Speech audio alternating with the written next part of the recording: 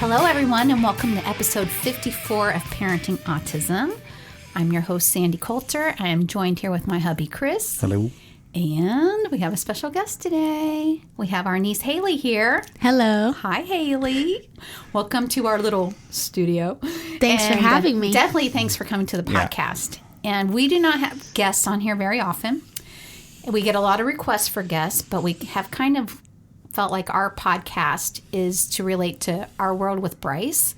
And you have had a front row seat of watching Bryce grow up. And I really feel like you offer our listeners a whole other perspective because you have two cousins that are on the autism spectrum. One that is 4 months older than you. So you really grew up with your cousin Storm and have had that front row seat to see a lot more, even more than you've seen with Bryce. I know you're nodding. She's all in agreement here. Yes.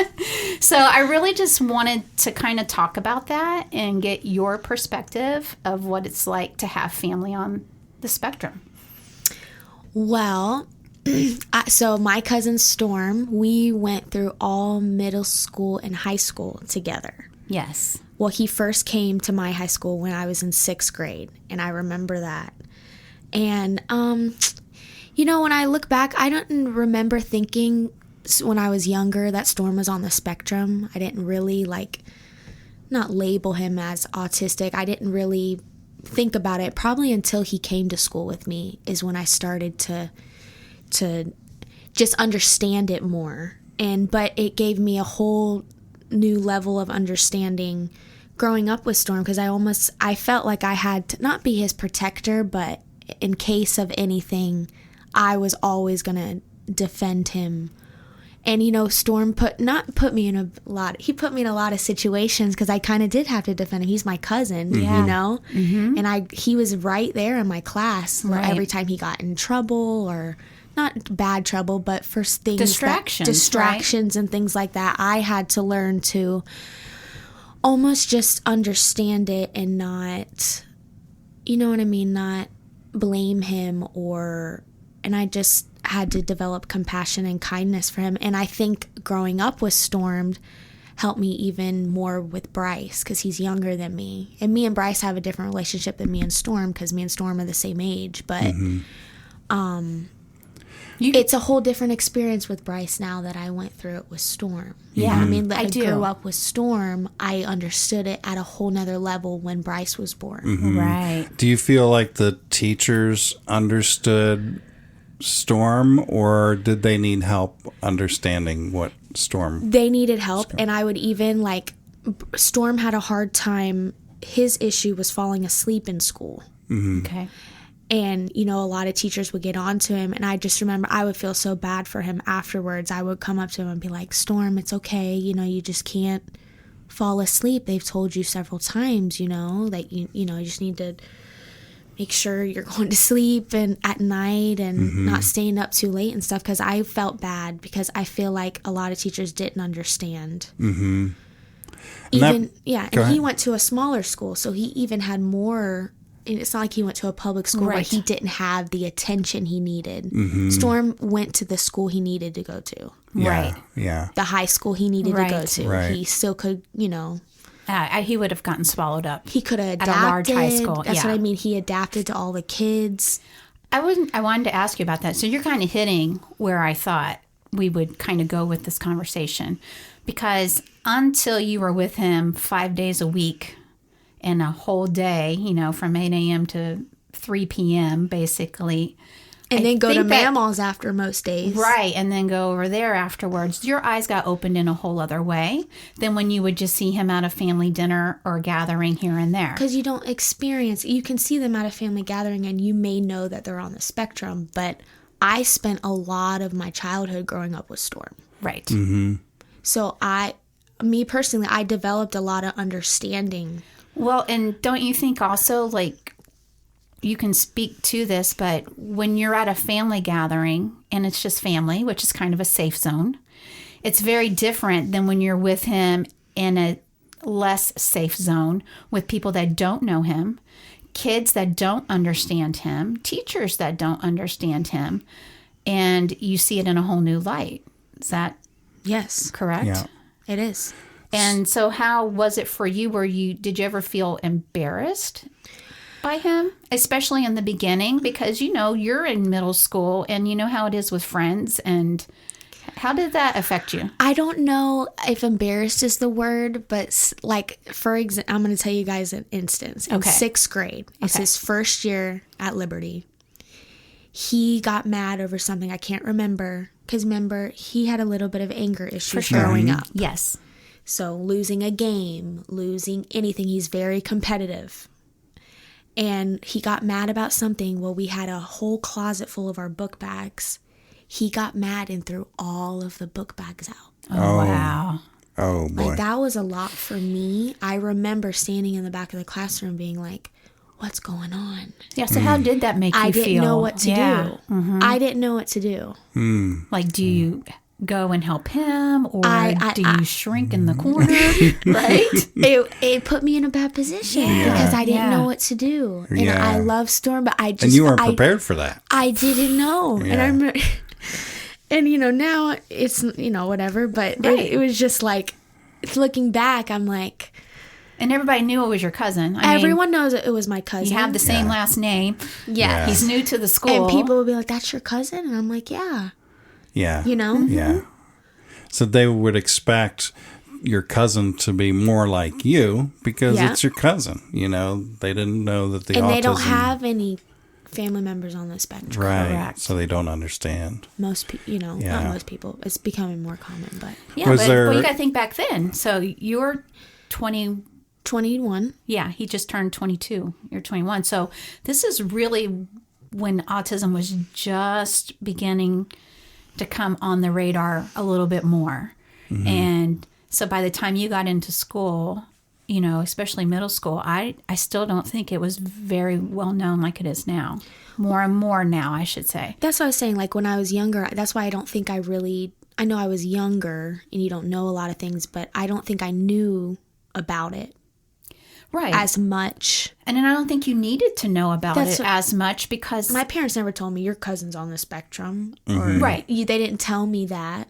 We still just all got along Right. Yeah. and did Did he seem different to you? I mean, looking back, when did he kind of seem to be a little different? I saw that we differed in our social lives. Like, when I would talk to Storm, he wouldn't have not deep conversations with me, but not, you know what I mean? Like, it was just very surface level. I do know what you mean. So me and Storm don't have deep conversations like I would with, say, Justin or Jessica. Okay. If I saw them, Right. at a family function now. Right. Older, I always talk to Storm. Mm-hmm.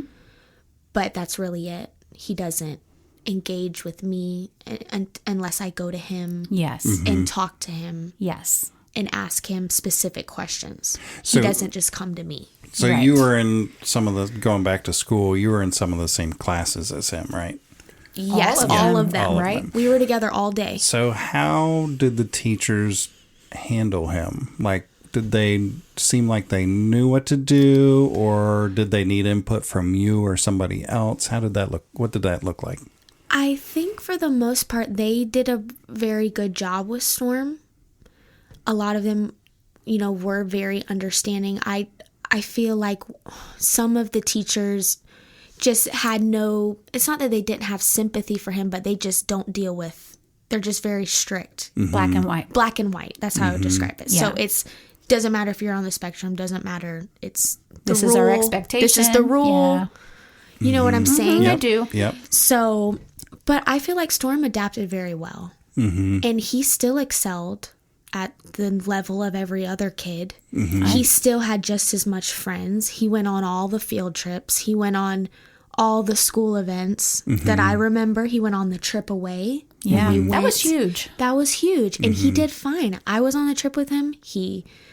I didn't see any problems. He got sick one day, but that wasn't his fault. But Right. other than that, he did great. You wouldn't have. I want to hit back on that because you said he had friends. Now, was it surface friend relationships? In other words, he could get along with everybody and there were no issues? Or did he actually have any friends that, a deeper connection with anybody there? Or were you pretty much his deepest connection? I think me and Jackson.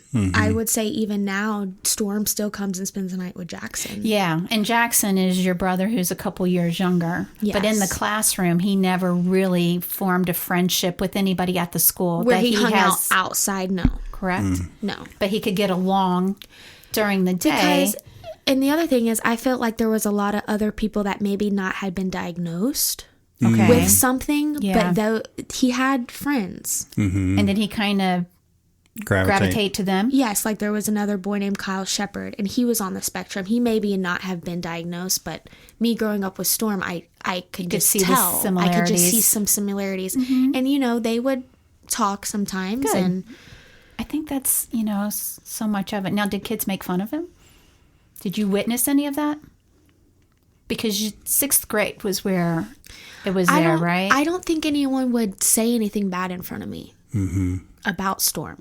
I think you were a gift to him, and I've told you that before. And I felt like I had to protect Storm, but I was going to defend him if anyone had anything to say. I feel because like I'm right there. Yeah, and I feel like it was a gift to Storm for you to be in his classroom, because not every child is blessed with that unless they do have a sibling.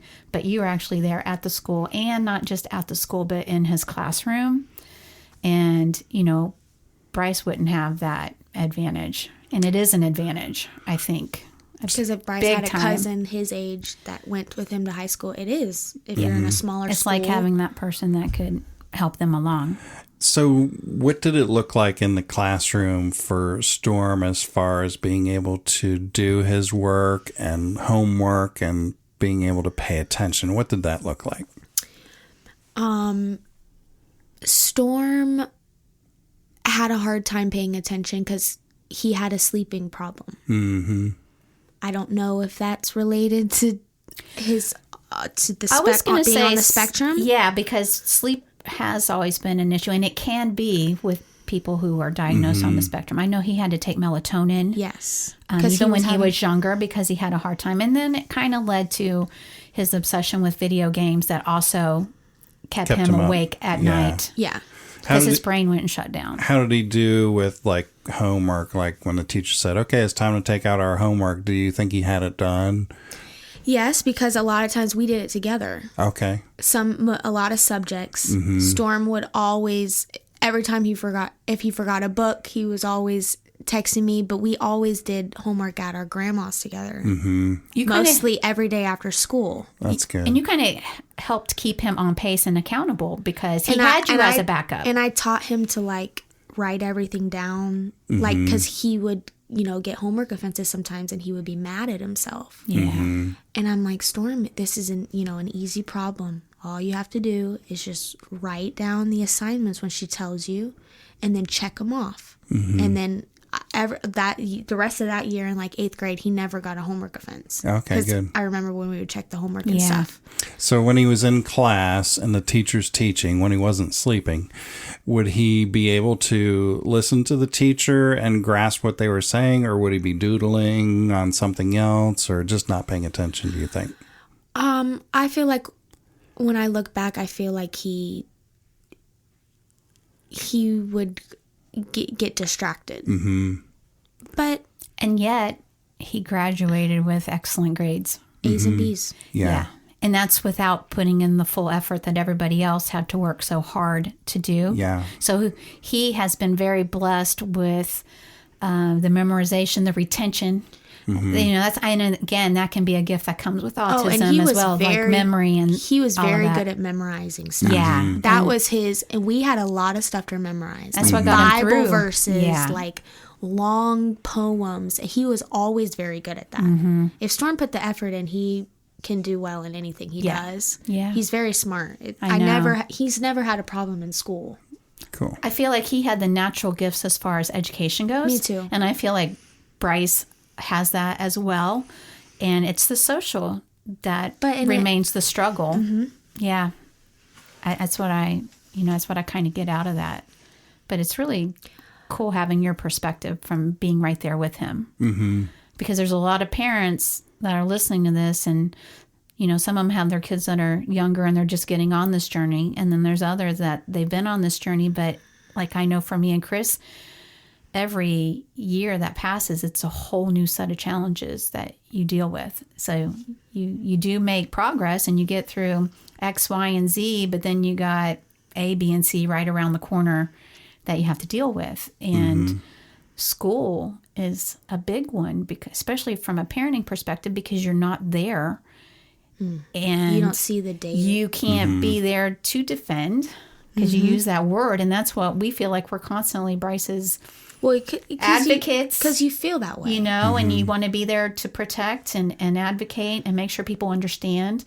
Well, and so for you to be able to be there, that I can't even say it enough how much that was a blessing for him, and that our family's thrilled that he was to the point that he could go through regular school, without going in a special needs classroom. And he was able to do that from kindergarten through, which is pretty amazing, because he didn't even start talking until he was 4 or 5, I think, was when his language came. It was late. So back to the classroom and the school environment, do you know if he felt like he knew he was different than the other kids, or how do you think that affected him? I don't know. It wasn't obvious then. Yeah, he never pitied himself. No. You know what I mean? Like, oh, no one likes me. He never used it as an excuse for anything. Never. Right. No. So maybe he didn't think he was. Yeah. I honestly don't think that he is aware of that, because I've asked him. In fact, I wanted him to be a guest on the podcast. Mm-hmm. I would love that. Well, I asked him, and when I ask him just like a couple feeler questions, it's almost like he can't remember anything. Like if we were having this conversation, I don't think he could tell me what happened in school, because it's like he files it away and he moves on. And so, because I asked him, well, did you feel like, you were any different? No, not really. And you get like 2 to 3 word responses from him, because that's just kind of his personality. Yeah. And it's like you said with Storm, we initiate conversations with him. And there are days, because I've talked to Mama about this too. There's days he goes on and he really wants to talk, and you get it all. That's true. And then there's other days that it's not his day, that he wants to have a conversation, and you respect that, and you kind of say, okay. And I think that's his personality, which, Bryce is kind of on the other end of the spectrum, where he wants to be social and he wants to start conversations. He just doesn't know how to appropriately start a conversation. With you, he loves to start conversations, but he's all about that. He thinks you're very into race cars and racing. Yeah. Because you drive the Camaro. And so he thinks that's a common topic with you, and you play along with it because you're really not into racing, but you love your car. But it's cute how when he sees you, he lights up, and he'll start somewhere in a conversation, and we kind of have to give you clues where he's going with it. But he wants to have that interaction. So it's very opposite from Storm. So even like in our family, it has been a different dynamic for everybody, they both have, a same diagnosis, and yet they have this connection because they have a lot of similarities, especially the games, for sure, no doubt on that. I think they kind of get each other. And Storm will say stuff. He's very protective of Bryce, actually, because when he's around him, he'll be like, no, he's been on that game too much. Think you need to take it away, which is how he's getting mad, but when people tell him, he's like, he gets so mad when people tell him that. That is so funny. Yeah. So, like, he can see that with Bryce. Like, maybe he needs a break from the game, right? But, he doesn't see that in himself. So, That's so funny. It's a blind spot, for sure. So, you're just recently graduating college. Congratulations. Thank you. University of Florida Gator graduate. Go Gators. So, talking about college, do you feel like any of your classmates there may have been on the spectrum, or did you learn about any people in that environment that you might have thought was on the spectrum? I would say there was quite a few. Really? On the spectrum. You can recognize it now? Yeah. Yeah. Wow. I can recognize it like when I first meet them. Yeah. Mm-hmm. Like when I first meet somebody in my class. But yeah, I would say there was a lot of people. Yeah. And they have the same They're just issues reserved. with the teachers too. Yeah. I was going to ask you, so mean? what's a couple of clues? Yeah. Common clues, because Like just very reserved. Like I'm reserved to a certain extent in the classroom. Like I'm not just, raising my hand or not out there, but I can't like really think of an example right now, but I know for sure like in my one class there was a boy on the spectrum. Mm-hmm. I mean, did he have any like physical tics or stems or anything that kind of clued you in, or was it more because of the awkward interaction?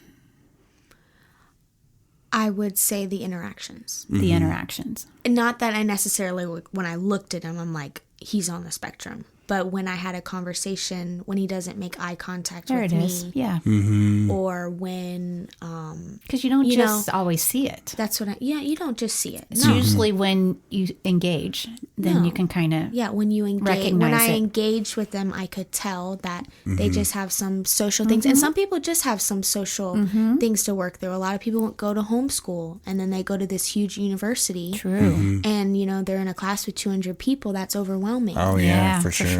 Yeah. Yeah. We're so I'm saying the say the same same thing for thing. It's sure. overwhelming for somebody. Yeah. Yeah. It was overwhelming for me, and I went to a small private school, Yeah. True. and I'm not on the spectrum. True.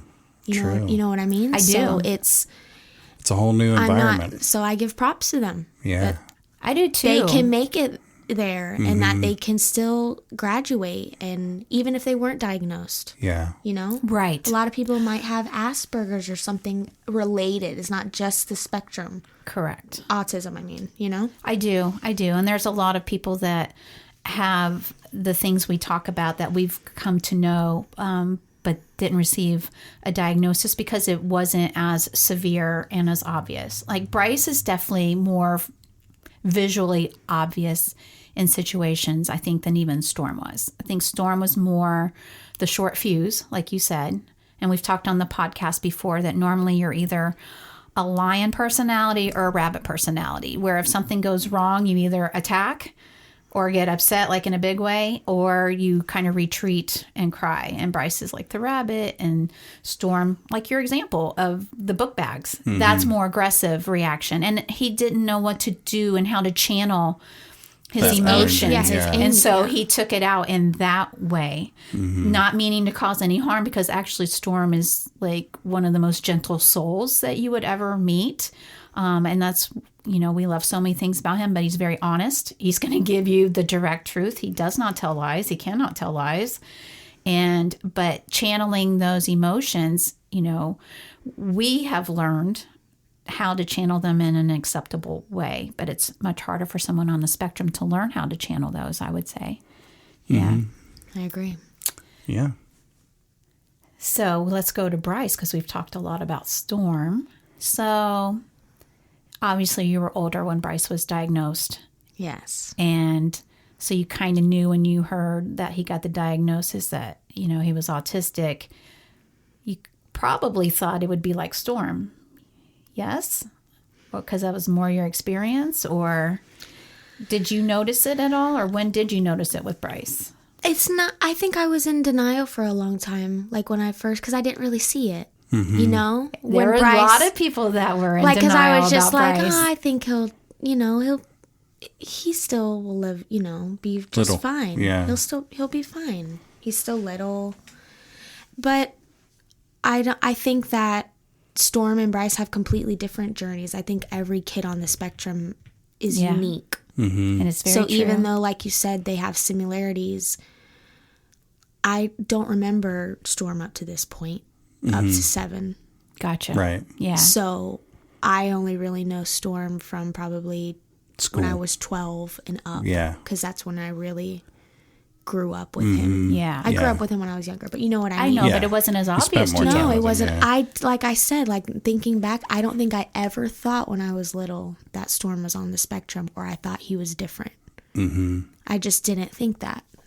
Yeah. And I think, I think that's really interesting and a great observation, because even with Bryce, like obviously I know his situation, but when we're in our safe zone or we're with family, I get it. But there's days that I go through 24 hours and I'm not thinking about his autism.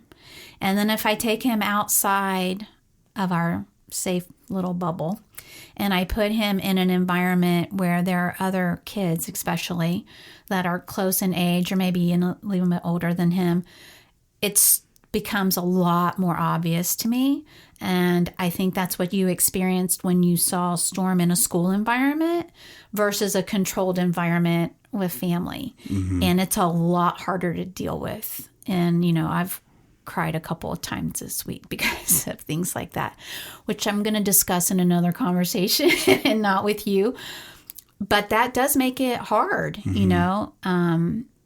just having it in your face like that boldly and that obvious. Yeah. And, things I think about too is if I feel like if I have a kid, I have more of a chance of having a kid on the spectrum. So that is something for you to think about, because it's in our gene pool. And it's not that I have anything wrong with that, but it's almost something I have to prepare myself for, because I have 2 immediate cousins on the spectrum. Yeah. But there's no reason why I couldn't take care of them. Right. I would still love them no matter what. I'm just saying that I've grown up with them, so that does give you experience. it gives me experience with them. It gives you experience, but it also probably creates, I don't want to say the word fear, but awareness and concern that you would probably, like, is there anything I could do to prevent this? And we had that. We had that knowing that we had Storm in the family.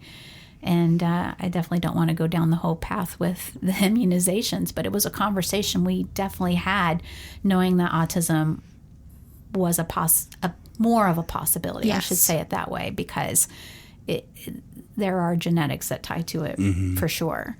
So I hadn't thought about that to even ask you that, but I appreciate you sharing that, because I think, most family members get it. But there also are family members that are in denial or have a hard time accepting it. Or they don't take time to understand. Yeah, that's true too. That's really it too, Haley. Yeah. The fact that you even told us that you listen to our podcast,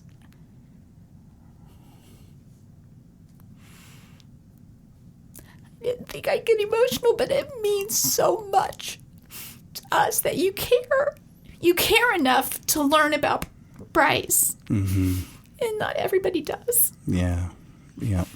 I think Bryce, he's just getting, like, when he was younger, it was easier for him to blend in. And now that he's 7, kids his age now and maybe a year or 2 older are just starting to see, okay, he's different, And so Sandy and I, we're trying to spread that awareness to help people understand, that these kids are special. They have special abilities and, in air quotes, special powers. They're really cool kids, and everybody always comments on how Bryce is just so loving and easygoing and happy all the time. So we're blessed with that.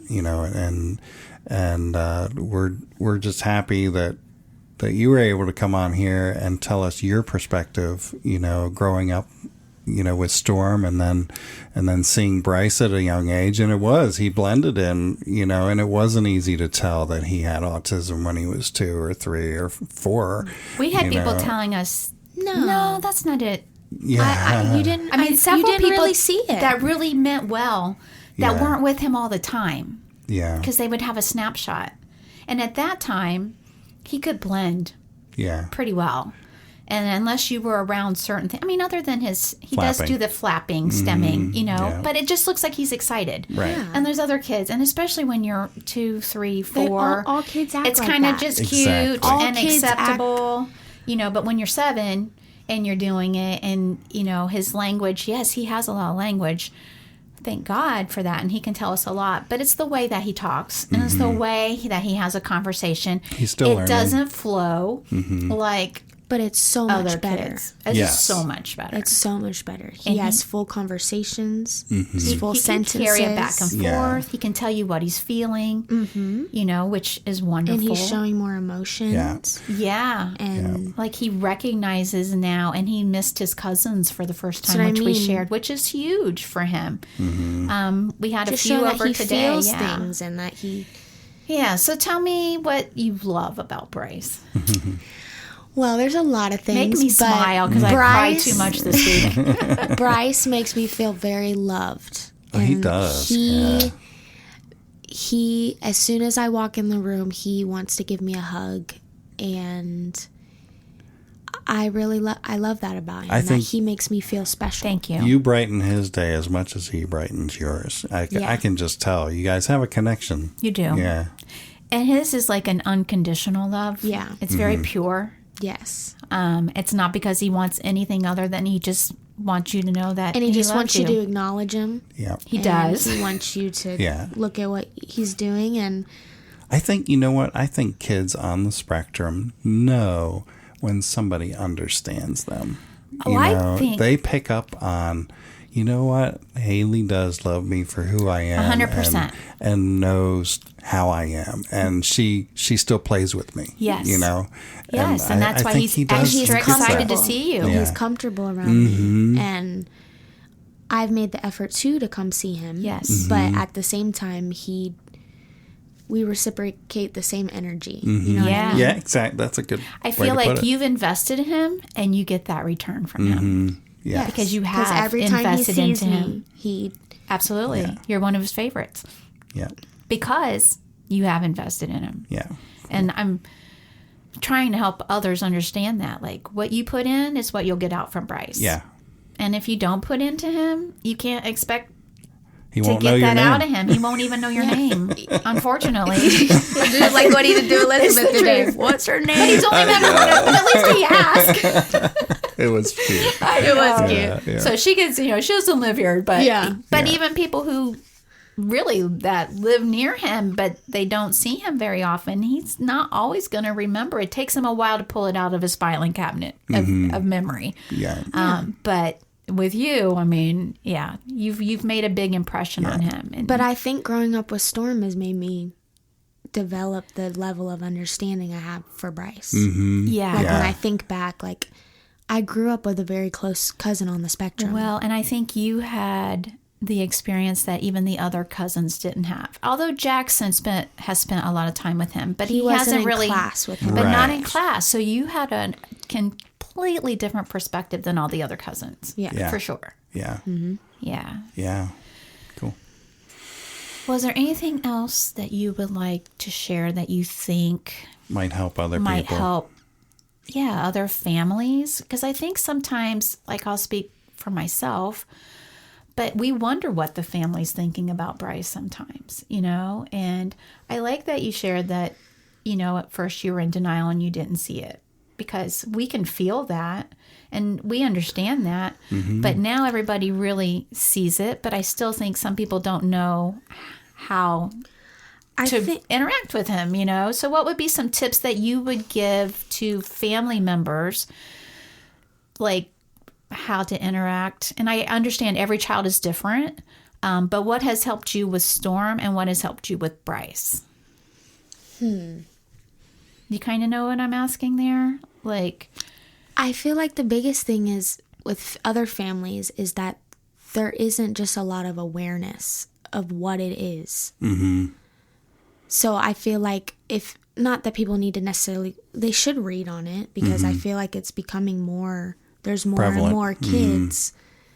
So I just feel like a lot of people just don't take the time to like almost just understand that they're on the spectrum. and what's different. And what's different. So I feel like if they were aware of it, then maybe they would have more understanding and compassion when talking to them or being around them. You know, that brings up an interesting point, because a lot of times when we go out into public and we're faced with a situation where Bryce is going into something with other adults or something else, I'll be the one to say, Bryce has autism and he may blah, blah, blah, or do blah, blah, blah. And you're like, I don't want to tell them, or, let's just let it go. Well, at first I do, because I want to see how it plays out.